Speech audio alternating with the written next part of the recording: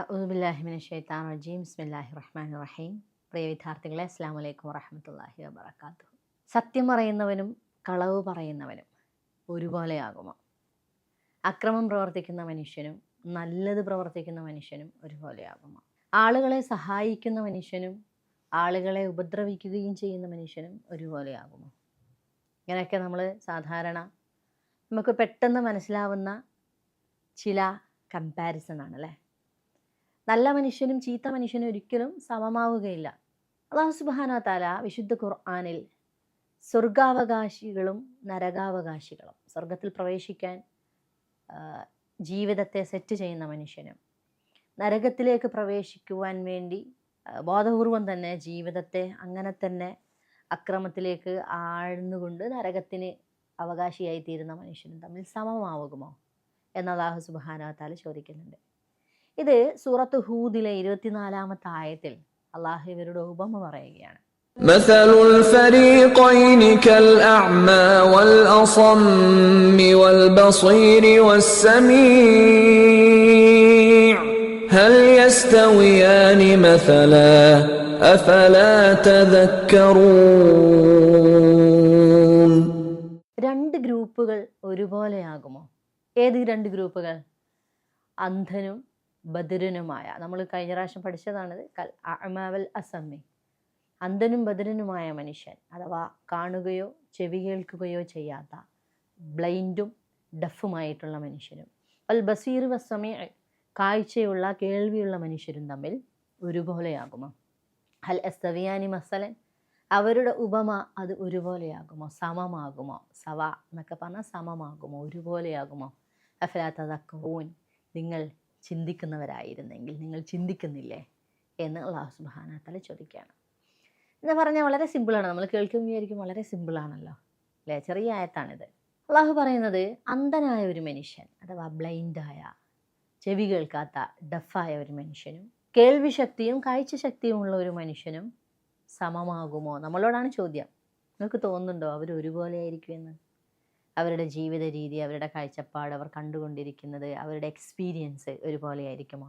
അഫ്ലാ തദക്കറൂൻ, നിങ്ങൾ എന്തേ മനുഷ്യരെ ചിന്തിക്കുന്നില്ലേ എന്ന് പറഞ്ഞാൽ സ്വർഗം ആഗ്രഹിച്ചുകൊണ്ട് പണിയെടുക്കുന്ന മനുഷ്യരെ കുറിച്ച്. അതിൻ്റെ മുമ്പുള്ള ആയത്തുകൾ നിങ്ങളൊന്ന് വായിച്ചു നോക്കണം, അപ്പോൾ കൃത്യമായിട്ട് മനസ്സിലാക്കാൻ സാധിക്കും. അള്ളാഹു പറയാണ്, അള്ളാഹുവിനേക്ക് സർവ്വവും വിനയാന്യതരായിക്കൊണ്ട് അള്ളാഹുവിൻ്റെ കൽപ്പനകൾ അനുസരിച്ചുകൊണ്ട് ജീവിക്കുന്ന മനുഷ്യരും ഈ ഭൂമിയിൽ അള്ളാഹുവിനെ ധിക്കരിക്കുകയും അള്ളാഹുവിൻ്റെ ആയത്തുകളെ നിഷേധിക്കുകയും അങ്ങനെ അക്രമം കാണിക്കുകയും ചെയ്യുന്ന മനുഷ്യരും ഒരുപോലെ ആയിരിക്കുമോ? ഒരിക്കലുമില്ല. അതുകൊണ്ട് തന്നെ അവർക്കുള്ള പ്രതിഫലവും എന്തല്ല, ഒരുപോലെയല്ല. ഒരാൾക്ക് സ്വർഗമാണെങ്കിൽ ഒരാൾക്ക് നരകമായിരിക്കും ലഭിക്കുക. എന്തേ മനുഷ്യരെ നിങ്ങൾ ചിന്തിക്കുന്നില്ലേ എന്ന് അള്ളാഹു ചോദിക്കുന്നു. നിങ്ങളുടെ ജീവിതത്തിൽ തന്നെ കുറേ എക്സാമ്പിൾസ് നമുക്കിതിലേക്ക് ചേർത്ത് വെക്കാൻ സാധിക്കും.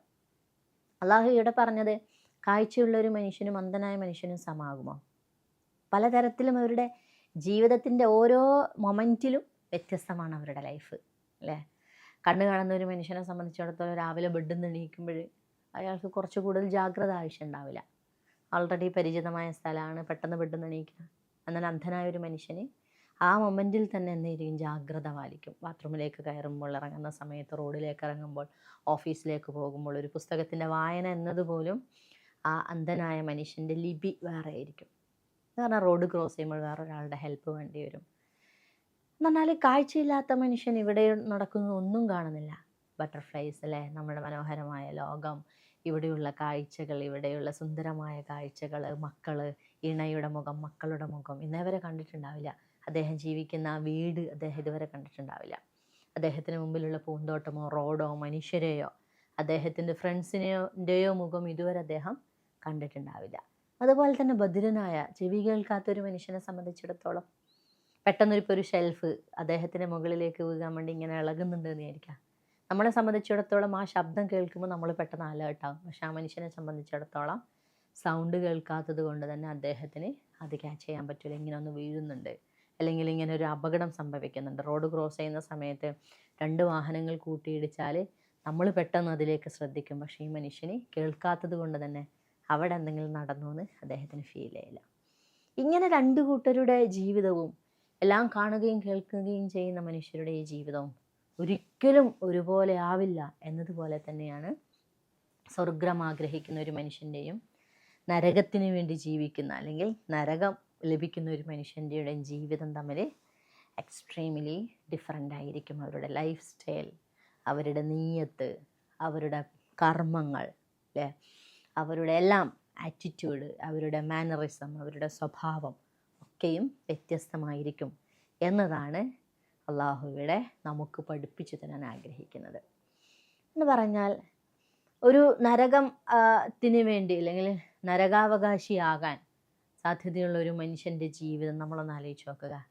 അദ്ദേഹത്തിന് കള്ളു കുടിക്കുന്ന സമയത്ത് പ്രത്യേകിച്ചൊന്നും പ്രശ്നമില്ല. കാരണം കള്ളു കുടിക്കണം എന്ന് തോന്നുമ്പോൾ അദ്ദേഹം മദ്യപിക്കണം എന്ന് തോന്നുമ്പോൾ മദ്യപിക്കും. പക്ഷെ ഒരു വിശ്വാസിയെ സംബന്ധിച്ചിടത്തോളം എത്രമാത്രം സ്ട്രെസ് അനുഭവിച്ചാലും, എത്രമാത്രം ഫ്രണ്ട്സ് അതിലേക്ക് ഫോഴ്സ് ചെയ്താലും, എത്രമാത്രം സാഹചര്യങ്ങൾ അനുകൂലമായാലും ശരി, അത് അള്ളാഹു ഹറാമാക്കിയത് കൊണ്ട് എനിക്കത് പറ്റൂല അതൊരു ഡിസിഷൻ എടുക്കേണ്ടി വരും. ചിലയിടത്ത് നോ പറയേണ്ടി വരും, അല്ലേ. ഈ എന്താടോ എന്ന് ചോദിച്ചാൽ, ഒന്ന് കൂടുതലല്ലേ എന്ന് ചോദിച്ചാലും നോ പറയേണ്ടി വരും. അപ്പോൾ അങ്ങനെ ഒരു ഡിസിഷൻ എടുക്കാന്ന് പറഞ്ഞാൽ ചെറിയ കാര്യമല്ല, അത് കുറച്ച് റിസ്ക് ഉള്ള സാധനമാണ്. അപ്പോൾ സത്യവിശ്വാസികളുടെയും സത്യനിഷേധികളുടെയും ലൈഫ് എന്തല്ല ഒരുപോലെയല്ല. ഉമർ റളിയല്ലാഹു അൻഹുവിൻ്റെ ചരിത്രം പഠിച്ച സമയത്ത് നമ്മൾ കേട്ട ഒരു പ്രസിദ്ധമായ ഒരു കഥയുണ്ടല്ലേ, ഒരു ചരിത്ര സംഭവമുണ്ട്. ഉമർ റളിയല്ലാഹു അൻഹു ഖലീഫയായിരിക്കുന്ന സമയത്ത് രാത്രിയിൽ മനുഷ്യരുടെ ക്ഷേമം അന്വേഷിക്കാൻ, അവസ്ഥകളൊക്കെ നോക്കിയറിയാൻ അദ്ദേഹം ഇങ്ങനെ നടക്കും. അങ്ങനെ രാത്രിയിൽ ഇങ്ങനെ നടക്കുന്ന സമയത്താണ് അദ്ദേഹം ഒരു വീട്ടിൽ നിന്നും ഒരു ഉമ്മയുടെയും മകളുടെയും വർത്തമാനം കേൾക്കുന്നത്. ആ മകളോട് ഉമ്മ പറയുന്നുണ്ട്, നീ എന്ത് ചെയ്ത് പാലിൽ കുറച്ച് വെള്ളം ചേർക്ക്. അപ്പോൾ നിർബന്ധിച്ച് പറഞ്ഞിട്ടും ആ മകൾ പറയാണ്, എന്നെ കൊണ്ട് പറ്റൂല, ഞാൻ വെള്ളം ചേർക്കില്ല, അമീർ പറഞ്ഞിട്ടില്ലേ വെള്ളം ചേർക്കരുതെന്ന് പറഞ്ഞിട്ടില്ലേ. അപ്പോൾ ഉമ്മ ചോദിക്കുന്നുണ്ട്, അതിനെന്താ സാരമില്ല, കാരണം സ്വാഭാവികമായിട്ടും ദാരിദ്ര്യാവസ്ഥയിൽ ജീവിക്കുന്ന മനുഷ്യർക്ക് വെള്ളം ചേർത്താൽ കുറച്ച് കൂടുതൽ പാല് ആളുകൾക്ക് കൊടുക്കാൻ പറ്റും, കൂടുതൽ പൈസ കിട്ടും. അപ്പോൾ ഉമ്മ പിന്നെയും നിർബന്ധിക്കുന്നുണ്ട്. അപ്പോൾ ആ മകൾ പറയുന്നൊരു മറുപടി നിങ്ങളൊക്കെ കേട്ടതായിരിക്കും. അപ്പോൾ ഉമ്മ പറയുന്നുണ്ട്, അമീർ പറഞ്ഞതാണ്, പക്ഷേ അമീർ ഇല്ലല്ലോ, ഇപ്പോൾ അമീർ ഇവിടെ കാണാനില്ലല്ലോ, നമ്മൾ വെള്ളം ചേർത്തത് എങ്ങനെയാണ് അമീർ അറിയുക? ഉമർ റളിയല്ലാഹു അൻഹു അറിയാൻ പോകുന്നില്ലല്ലോ, അമീറുൽ മുഅ്മിനീൻ അറിയില്ലല്ലോ. അപ്പോഴാണ് ആ മകൾ ഉമ്മാനോട് തിരിച്ചു ചോദിക്കുന്നത്, ഉമ്മ, ഇത് നമ്മളുടെ അമീറുൽ മുഅ്മിനീൻ കാണില്ലെങ്കിലും അള്ളാഹു കാണില്ലേ? അപ്പോൾ അള്ളാഹു കാണും എന്ന് പറയുന്ന ഒരു ബോധം ഒരു സത്യവിശ്വാസിയുടെ ജീവിതത്തിൽ എന്നും ഉണ്ടാകും. അങ്ങനെയായിരിക്കും അവൻ്റെ ജീവിതം അവൻ സെറ്റ് ചെയ്യുക. മറ്റുള്ള മനുഷ്യരെ സംബന്ധിച്ചിടത്തോളം എന്തല്ല, വെള്ളം ചോർക്കുന്നതോ അങ്ങനെ വെള്ളം ചേർത്ത പാല് കൊടുക്കുന്നതോ, എന്നിട്ട് ആളുകളെടുത്ത് വിൽക്കുന്ന സമയത്ത് പ്യൂർ മിൽക്കാണ് കേട്ടോ, വെള്ളമൊന്നും ചേർത്തിട്ടില്ല കേട്ടോ എന്ന് പറയുന്നത് ഒരു പ്രശ്നമായിരിക്കില്ല. പക്ഷെ സത്യവിശ്വാസിയെ സംബന്ധിച്ചിടത്തോളം വെള്ളം ചേർക്കുന്നത് തെറ്റാണ്, വെള്ളം ചേർത്ത പാല് ശുദ്ധമായ പാലാണ് എന്ന് പറഞ്ഞു കൊടുക്കുന്നത് രണ്ടാമത്തെ തെറ്റാണ്. ആളുകളെ വഞ്ചിക്കുകയും അങ്ങനെ കിട്ടുന്ന പൈസ അത് ഹറാമായി തീരുകയും ചെയ്യുന്നു. ഇതാണ് അള്ളാഹു സുബ്ഹാനഹു വ തആല നമ്മളോട് പറയുന്നത്. എല്ലാം കാണുകയും മനസ്സിലാക്കുകയും അള്ളാഹുവിനെക്കുറിച്ച് ചിന്തിക്കുകയും അങ്ങനെ ദൃഷ്ടാന്തങ്ങളെക്കുറിച്ച് മനസ്സിലാക്കുകയും ചിന്തിക്കുകയും ചെയ്യുന്ന ഒരു മനുഷ്യനും അള്ളാഹുവിൻ്റെ അങ്ങനെ എല്ലാം കാണുന്നു, എല്ലാം കേൾക്കുന്നു, നല്ലത് സ്വീകരിക്കുന്നു, പഠിക്കുന്നു, തൻ്റെ ജീവിതത്തെ അതിനനുസരിച്ച് മാറ്റുകയും ചെയ്യുന്ന മനുഷ്യൻ ഒന്നും അറിയാത്ത, നിങ്ങൾ മുൻ ക്ലാസ്സുകളിൽ പഠിച്ചിട്ടുണ്ട് നമ്മൾ, അല്ലേ, സുമ്മും ബുക്കുമിൻ ഉമ്മിയും. എന്താണ് അതിൻ്റെ അർത്ഥം? സുമ്മും ബുക്കുമിൻ ഉമ്മിയൻ. ധാരാളം ക്ലാസ്സുകളിൽ നമ്മൾ ആ വാക്കുകൾ മസലായിട്ട് വന്നിട്ടുണ്ട്, ഖുർആനിൽ ഉദാഹരണമായിട്ട് നമ്മൾ പഠിച്ചിട്ടുണ്ട്. അപ്പോൾ അങ്ങനെയുള്ള മനുഷ്യന് ഒന്നും കേൾക്കുന്നില്ല, ഒന്നും അറിയുന്നില്ല, നല്ലത് ചിന്തിക്കുന്നില്ല, കേൾക്കേണ്ടത് കേൾക്കുന്നില്ല, പഠിക്കുന്നില്ല, മനസ്സിലാക്കുന്നില്ല, ജീവിതം അതിനനുസരിച്ച് ചേഞ്ച് ചെയ്യുന്നില്ല. ഈ രണ്ട് മനുഷ്യരും വ്യത്യസ്തരാണ്, നിങ്ങളെന്തേ ചിന്തിക്കുന്നില്ല എന്നാണ് അല്ലാഹു സുബ്ഹാനഹു വ തആല പറയുന്നത്. ഒരു ചെറിയൊരു ഉദാഹരണം പറയാം. എക്സാമിൽ നിന്ന് നന്നായി പഠിച്ച, ഉറക്കമൊഴിച്ച് പഠിക്കണം, ഉറക്കം വേണ്ടെന്ന് വെക്കണം, അല്ലേ, ചിലപ്പോൾ കളികൾ വേണ്ടെന്ന് വെക്കേണ്ടി വരും ചില സമയത്ത്, ചില എക്സാമുകളിൽ. ബാക്കി മൊബൈൽ ഫോൺ മാറ്റി വെക്കേണ്ടി വരും. ഇൻസ്റ്റഗ്രാമിൽ നിരന്തരമായി ചാറ്റ് ചെയ്യുന്നത് കുറച്ച് നാളത്തേക്ക് വേണ്ടെന്ന് വെക്കേണ്ടി വരും. ഇങ്ങനെ ചിലത് വേണ്ടെന്ന് വെച്ച്, ചില ആനന്ദങ്ങൾ, ചില സന്തോഷങ്ങൾ വേണ്ടെന്ന് വെച്ച് പരീക്ഷയ്ക്ക് പഠിക്കാനിരിക്കുന്ന ഒരു കുട്ടിയും, എല്ലാ എൻ്റർടൈൻമെൻറ്റ്സും, കളിയുണ്ട്, പിന്നെ ചാറ്റുണ്ട്, സ്ക്രീന് കയ്യിൽ നിന്ന് മാറ്റുന്നില്ല, പുസ്തകം തുറക്കുന്നില്ല. ഈ രണ്ട് കുട്ടികളും സമമാകുമോ? ഇല്ല. എക്സാമിൻ്റെ റിസൾട്ട്, പരീക്ഷ എഴുതുന്ന സമയത്ത് അവരനുഭവിക്കുന്ന സ്ട്രെസ്സ് ഒരുപോലെ ആയിരിക്കില്ല. അല്ലെ? ഒരാൾ റിലാക്സ് ആയിട്ട് പരീക്ഷ എഴുതുമ്പോൾ മറ്റേയാൾ അയ്യോ പഠിച്ചാൽ മതിയായിരുന്നു, ഫോൺ കുറച്ച് സമയത്തേക്ക് മാറ്റി വെച്ചാൽ മതിയായിരുന്നു എന്ന് വിചാരിക്കും. ഇനി റിസൾട്ട് കിട്ടുമ്പോഴോ, നന്നായി പഠിച്ച കുട്ടിക്ക് അവൻ്റെ ഫ്യൂച്ചറിനെ ഏറ്റവും മനോഹരമാക്കുന്ന ഒരു റിസൾട്ട് കിട്ടും. മറ്റേ ആളെ സംബന്ധിച്ചിടത്തോളം എന്താണോ താൻ ചെയ്തത് അതിൻ്റെ റിസൾട്ടാണ് കിട്ടുക. ആ സമയത്ത് അയ്യോ വേണ്ടായിരുന്നു എന്ന് പരിതപിക്കുകയും സങ്കടപ്പെടുകയും ചെയ്യുന്ന വേറൊരാളെ നിങ്ങൾക്ക് സങ്കല്പിക്കാൻ പറ്റും. അപ്പോൾ ചിലത് നമുക്ക് നേടിയെടുക്കണമെങ്കിൽ തീർച്ചയായിട്ടും നമ്മൾ എന്ത് ചെയ്യണം? അത് നല്ല ബോധത്തോടു കൂടി. എന്തുകൊണ്ടായിരിക്കും എക്സാം എഴുതുന്ന നന്നായി പഠിക്കുന്ന കുട്ടി അങ്ങനെ പഠിക്കാൻ കാരണം? അവനറിയാം അവന് കാഴ്ചയുള്ളവനാണ്, കേൾവി ശക്തിയുള്ളവനാണ്. എന്ന് പറഞ്ഞാൽ അന്ധരായ മനുഷ്യരെയും കേൾവിയില്ലാത്ത മനുഷ്യരെയും ഇവിടെ മാറ്റി നിർത്തല്ല കേട്ടോ അള്ളാഹു പറയുന്നത്. പക്ഷെ ഒരു ഉദാഹരണം പറയുമ്പോൾ രണ്ടു കൂട്ടരുടെയും ലൈഫ് സ്റ്റൈൽ വ്യത്യസ്തമാണ് എന്നതാണ് അള്ളാഹു സുബ്ഹാനഹു വ തആല പറയുന്നത്. എന്ന് പറഞ്ഞാൽ അന്ധരും ബധിരരും മൂകരുമാണെന്നൊക്കെ അള്ളാഹു പറയുമ്പോൾ പറയുന്നത് ആ കാറ്റഗറി, അങ്ങനെ ജന്മന അങ്ങനെ ആയ മനുഷ്യരെക്കുറിച്ചുള്ള, അവരോട് ഇസ്ലാമിന് ഭയങ്കരമായ ചേർത്ത് പിടിക്കലും അവരെ സഹായിക്കണം എന്നൊക്കെ പറയുന്ന മതമാണ് ഇസ്ലാം. മറിച്ച് അങ്ങനെ നിങ്ങളാവരുത് എന്ന് പറഞ്ഞാൽ നിങ്ങൾക്ക് കാഴ്ചയൊക്കെ ഉണ്ട്, കേൾവി ശക്തി ഉണ്ട്, പക്ഷെ കാണേണ്ടത് കാണാത്ത അന്ധരായി നിങ്ങൾ മാറരുതെന്നാണ് അല്ലാഹു പറയുന്നത്. അപ്പോൾ ഈ ഉദാഹരണം പലതിലേക്കും നമുക്ക് കണക്ട് ചെയ്യാൻ പറ്റും. നിങ്ങളൊന്ന് കൂടുതൽ ആലോചിച്ച് നോക്കിയാൽ, ഇപ്പോൾ ഫ്രൂട്ട്സ് വിൽക്കുന്ന ഒരു മനുഷ്യനെന്ന് വിചാരിക്കാം. ആ മനുഷ്യന് അള്ളാഹു ഖുർആനിൽ കൃത്യമായിട്ട് പറയുന്നുണ്ട്, നിങ്ങൾ കച്ചവടത്തിൽ എന്ത് ചെയ്യരുത്, കൃത്രിമത്വം കാണിക്കരുത്. ചില ആളുകൾ നമുക്ക് കാണാൻ സാധിക്കും, നല്ല ഫ്രൂട്ട്സ് മുഴുവൻ മുമ്പിൽ വെച്ച് ചീഞ്ഞ കെട്ട മോശമായ ഫ്രൂട്ട്സ് പിറകിൽ വെക്കും. ആളുകൾ വാങ്ങുന്ന സമയത്ത് ആ മനുഷ്യൻ്റെ മുമ്പിലായിരിക്കും കെട്ട ഫ്രൂട്ട്സ് ഉണ്ടാകുക, നമ്മൾ കാണൂല. നമ്മുടെ മുമ്പിലുള്ളത് നല്ല മനോഹരമായ പഴുത്ത് തുടുത്ത ഫ്രൂട്ട്സ് ആയിരിക്കും. അപ്പോൾ തരുന്ന സമയത്ത് നല്ലതിൻ്റെ കൂടെ ചീത്തയും കൂടി മിക്സാക്കിയിട്ട് തരുന്ന കച്ചവടക്കാരെ നമ്മൾ കാണാറുണ്ട്. അപ്പോൾ സത്യവിശ്വാസി ഒരു മനുഷ്യനെ സംബന്ധിച്ചിടത്തോളം അത് പറ്റൂല. കാരണം അത് രണ്ടും കൂടി മിക്സാക്കി കൊടുത്താൽ അദ്ദേഹം ചെയ്യുന്നത് തെറ്റാണ്, കച്ചവടത്തിൽ വഞ്ചന കാണിക്കുകയാണ്, ചീറ്റ് ചെയ്യുകയാണ് മനുഷ്യരെ എന്നതാണ്. ആ കിട്ടുന്ന പണം ആ മനുഷ്യന് ഹറാമായി തീരും എന്നതാണ് ഇസ്ലാം പഠിപ്പിക്കുന്നത്. നിങ്ങൾ കള്ള് കുടിക്കരുത് എന്ന ആയത്തിറങ്ങിയ സമയത്ത് കള്ള് മാത്രമല്ല അവർ ഉപേക്ഷിച്ചത്. അന്നത്തെ സഹാബികളെക്കുറിച്ച് പറയുന്നുണ്ട്, കള്ള് മാത്രമല്ല അവർ ഉപേക്ഷിച്ചത്, മറിച്ച് അവർ മദ്യം കഴിക്കാൻ ഉപയോഗിച്ചിരുന്ന ഗ്ലാസ് പോലും അവരെന്ത് ചെയ്തു, വേണ്ടെന്ന് വെച്ചു, ഉപേക്ഷിച്ചു, വീട്ടിൽ നിന്നും കൊണ്ടുപോയി കളഞ്ഞു എന്ന് പറയുന്ന ഹദീസുകളെ, ചരിത്ര സംഭവങ്ങളെ നമുക്ക് കാണാൻ സാധിക്കും. അപ്പോൾ ജീവിതത്തിൽ അങ്ങനെ ഇപ്പോൾ സുബഹിൻ്റെ സമയത്ത് നല്ല തണുപ്പുള്ള സമയമാണെന്ന് വിചാരിക്കാം. അപ്പോൾ ഇപ്പം പ്രത്യേകിച്ച് നല്ല തണുപ്പുണ്ട്. നല്ല തണുപ്പുള്ള സമയത്ത് സുബഹിൻ്റെ സമയത്ത് മൂടിപ്പൊതച്ച് കിടന്നുറങ്ങുന്ന ആളും തണുപ്പിനെ അവഗണിച്ച് സുബഹിൻ്റെ സമയത്ത് നമസ്കരിക്കണം എന്ന് നിർബന്ധത്തോടു കൂടി ഉളയെടുത്ത് നിർബന്ധിക്കുന്ന മനുഷ്യനും സമമാകുമോ?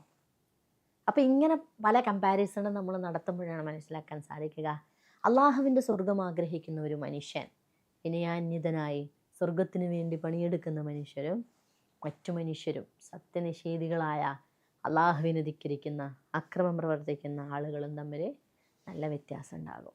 ഇപ്പോൾ നമ്മൾ റോഡിൽ സഞ്ചരിക്കുന്ന സമയത്ത്, അല്ലെങ്കിൽ നിങ്ങൾ കൂട്ടുകാരോടൊപ്പം കളിക്കുന്ന സമയത്ത് ഒരു കൂട്ടുകാരൻ നിങ്ങളുടെ എതിർ ടീമിലുള്ള ആളാണെന്ന് വിചാരിക്കാം, അവനെന്ത് ചെയ്തു, സൈക്കിൾ ഓടിച്ച് പോകുന്ന സമയത്ത് വീണു.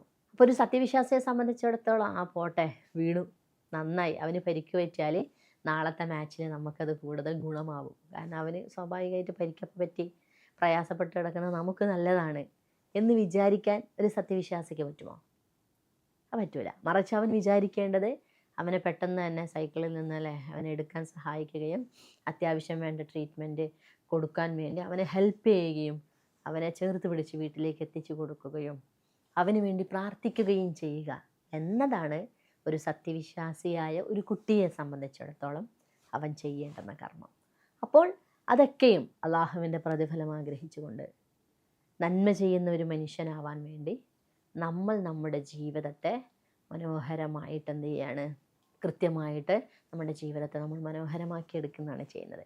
ഇങ്ങനെ പല ഉദാഹരണങ്ങളിലേക്കും ശ്രദ്ധിച്ച് നോക്കിയാൽ നന്മ ചെയ്യുന്ന മനുഷ്യൻ്റെയും തിന്മ ചെയ്യുന്ന മനുഷ്യൻ്റെയും, അഥവാ സ്വർഗാവകാശിയാവാൻ ആഗ്രഹിക്കുന്ന മനുഷ്യൻ്റെയും, നരകമാണെങ്കിലും എനിക്ക് പ്രശ്നമില്ല എന്ന് കരുതി ജീവിക്കുന്ന മനുഷ്യനെ സംബന്ധിച്ചിടത്തോളം അവരുടെ ജീവിതം തീർത്തും അന്ധനായ മനുഷ്യനും കാഴ്ചയുള്ള മനുഷ്യനും എത്രമാത്രം ഡിഫറൻ്റ് ആണോ അതുപോലെ വ്യത്യസ്തരാണ് എന്നാണ് അല്ലാഹു സുബ്ഹാനഹു വ തആല നമ്മളോട് പറയുന്നത്. അപ്പോൾ നമ്മുടെ ജീവിതത്തിൽ നമ്മളൊന്ന് ആലോചിച്ച് നോക്കുക.